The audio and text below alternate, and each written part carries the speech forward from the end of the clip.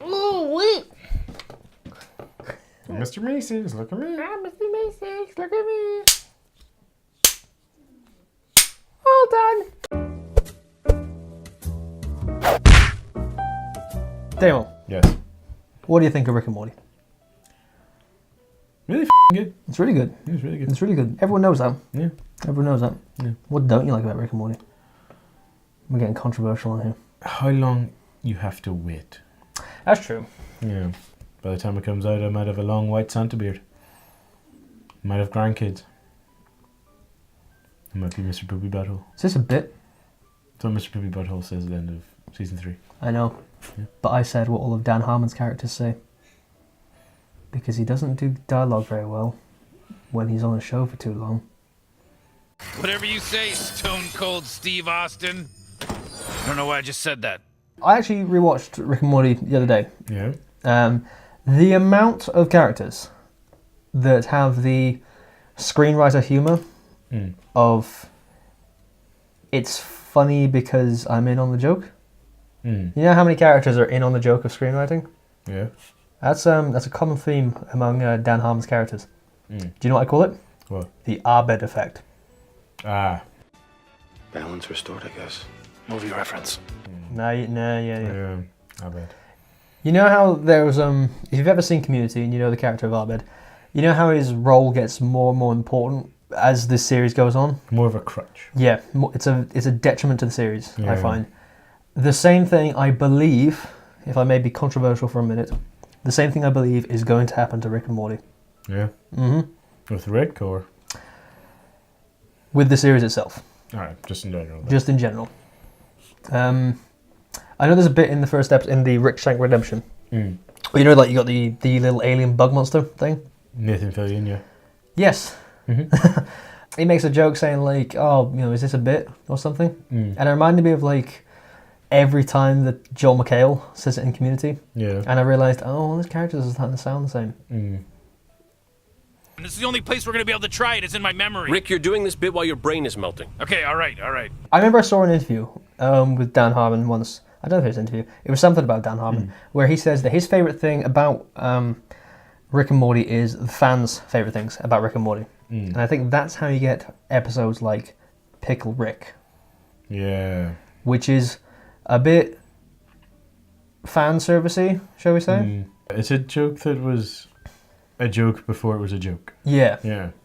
I think it's I don't know if that's the audience's problem, but there's a sort of weird there's this weird irony where the audience is supposed to be in on the joke, but they don't seem to be. I turned myself into a pickle, Morty! I'm Pickle Rick! That's the joke. Yeah. You're not supposed to go, yeah, he's Pickle Rick! It's kind of mob mentality of everyone had seen something of Pickle Rick before and thought, oh, that looks pretty cool. I wonder what they're going to do with that. And started laughing about it already. So, you know, self-fulfilling prophecy as it is. Yes, that's exactly what it is. But let's not dwell on the negative, because Rick and Morty is very good. Oh, very good. Yeah. Where do you see the series going from here? Well, I don't know, because the obvious problems with this season about having to, like, more or less write out a couple of episodes and bring the ending a lot sooner than it is meant to be.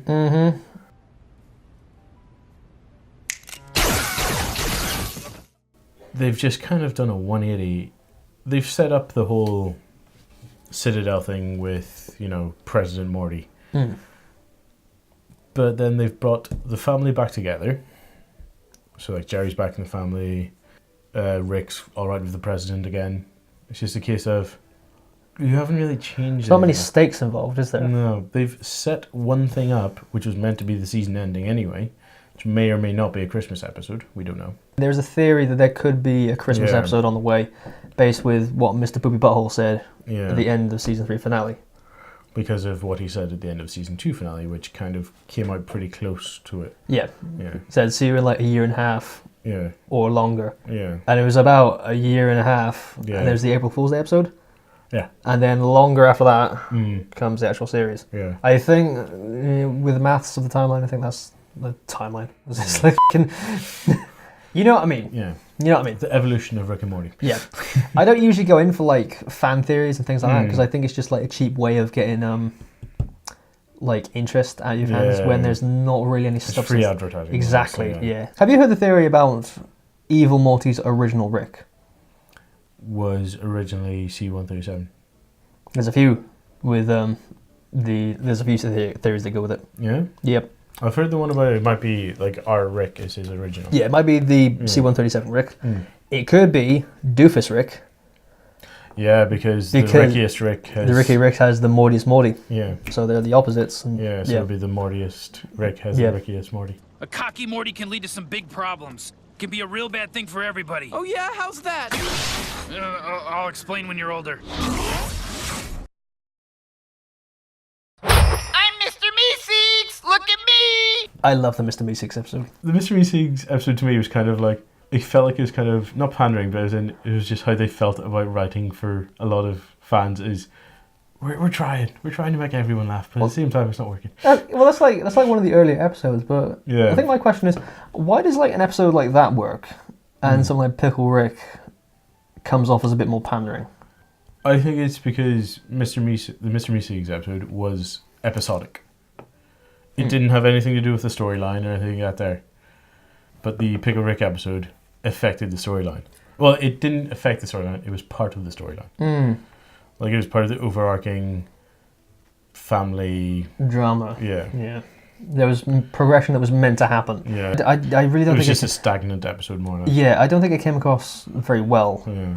Because you have the dilemma of, like, you know, Beth and Rick, and, you know, Rick obviously turns himself into a pickle, so he doesn't have to go to the family therapy session. So you got that A story ahead. Yeah. And then you have, like, the family therapy session. You. Mom! Both of you two. By the end, Rick and Beth are like back together. More or less, yeah. But the A and B stories don't connect in a way. It feels rushed at the end of the episode. Yeah. You know what I mean? It's got a feeling of, at the start of the episode, Beth is, we're not friends. You've done this to screw things up, more or less. And at the end of the episode, they're back being best friends. So I get is kind of part of Beth's character, as in she is the doting daughter. Rick is golden boy. He can't do any wrong. Yeah, it feels like a conclusion that shouldn't have been rushed. I think it's like, I really like Rick and Morty, but I'm really scared for it. I'm fearful because the same thing happened with Community. I had so many people said to me, season 4 is where Community jumps off the cliff because Dan Harmon leaves the show and such blah blah blah. As I was watching it, I started to get more and more detached from Community the more Abed became a central, like, untouchable, invincible character. He was like the crutch of the show. Everything kind of begins and ends with Abed. Yes. I really like the dynamic between Abed and Troy, where Troy was the reluctant nerd. But by like season 3, he's Abed's sidekick. Yeah. And there's no real dynamic between the characters. I don't like it because it's cheap. Yes. It jumped the shark way too. I do not think like season 4 was the death of Community. I think Abed becoming a central character towards the end of like season 2, early season 3, that was the death of Community. And I think it plays into that thing which Dan Harmon says about whatever the fans are a fan of, he's a fan of. Yeah, so it's just placating towards it. Yes, and I think that harms the integrity of the stories that you're trying to tell. Yeah. Which is why I'm fearful for season 4 of Rick and Morty that you can have more things like Pickle Rick, where like you have like pandering jokes and things like that that don't serve towards the central story. Because he says the Vindicators episode is the worst episode. I disagree. It was kind of the same way of they tried to do some character progression between Rick and Morty by having the whole Noop Noop part at the end. It was just like, no, just Rick's a prick. Yeah. I agree that like it could have been better in terms of its themes because ending with Rick's a prick isn't exactly something we don't know. Yeah, it could be a case of he's a prick, but at the same time it's like everyone's a prick if you try hard enough. But I think it's still an enjoyable episode because the A and B stories work together. True. Whereas with the Pickle Rick episode, they really don't. No. But all you hear about when you see on Twitter and YouTube and things like that online about Rick and Morty is Pickle Rick, and Pickle Rick. It's the abstract humor that people latch onto, but in the wrong ways. They latch onto the abstractness of it all, but they don't latch onto the humor of it all. I've noticed. It's the lol, I'm so random thing. Yes. Yeah. And I f***ing hate that. Do I like Rick and Morty?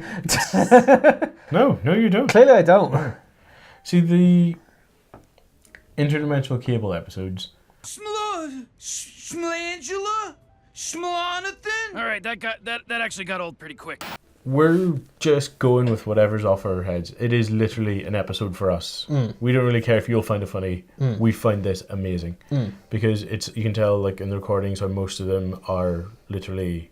I think all of them are improvised. Yeah, no, we can hear like especially some of them wherever they're like trailing off and start giggling halfway through whatever it is. I'm Gazorpazorp field, bitch. Now give me my enchilada. It's more of like a show or an episode that you'd find funnier if you know like some of the writing process kind of thing for a show like that. But even then, the first Interdimensional Cable has the story about Jerry and Beth. Yeah, like there's a backstory. There's an emotional weight to that episode. Yeah, whereas the Mind Blowers episode was a little bit of the backstory of just Rick and Morty, why are they friends kind of thing. I call them Morty's Mind Blowers. And we'll be doing this instead of Interdimensional Cable. I think the Interdimensional Cable episodes are patriarchal of how the show is a little bit shallow, but it's the emotional weight behind everything. Is patriarchal? You've farted, and it's made me forget my point. If it's patriarchal the word you're going for? No, it was a joke, and I've forgotten the joke. Oh, right. Right. See, I think it's more a case of they're going to be too busy trying to make the fans happy than make something they enjoy. Yep. I personally think it's a matter of time before Dan Harmon is kicked off the show. Yeah. Yeah. What was it? There's a joke in season 3 somewhere that kind of sums up the relationship I think Dan Harmon and the rest of the crew have, where Summer or somebody says, "No wonder you're constantly fighting with each other and behind schedule." What? And you know how there's like little digs and reference humor, in jokes to everything else within their shows. I think that's an example that maybe the producers and everyone doesn't necessarily get along with Dan Harmon or Justin Roiland. I don't know. Like, there seems to be a bit of animosity behind the scenes. I don't want to throw shade and put out gossip that's not where. Kind of like in Community whenever Chevy Chase was just getting a little bit less and less screen time. Yeah. There's a track record of animosity and things like that behind the scenes, and I think it's a ticking time bomb before that happens to Rick and Morty. Yeah. And it makes me sad because I really like it. It's funny. It is an amazing show. Watch it while you can. I think that's a good final thought. Watch it while you can, because I think it's all downhill from here. Yeah. Prove me wrong. Nothing good lasts, guys. No. Sometimes it lasts 15 seconds. That I do. That's a good way to end. Yeah.